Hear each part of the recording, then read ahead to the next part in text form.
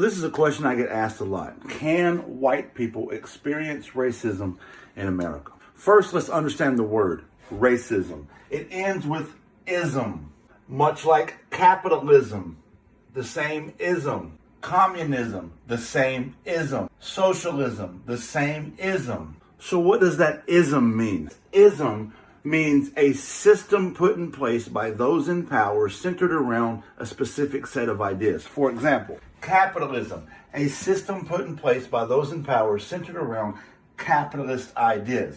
Communism is a system put in place by those in power centered around communist ideas. Socialism is a system put in place by those in power centered around socialist ideas. So what is racism?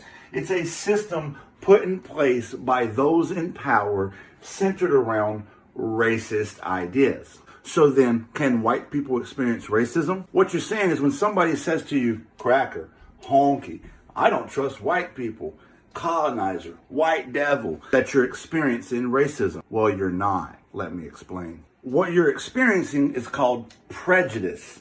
Prejudice is when someone has an idea about you based purely on the way you look. The reason that's not racism is this. The black community is incarcerated at a rate 3 times higher than white people for the same crime, are shot by the police at a rate 3 times higher than white people. A traditional black name on a resume will receive a callback 5 times less commonly than a traditional white name. White people are not victims of racial profiling, redlining, gentrification.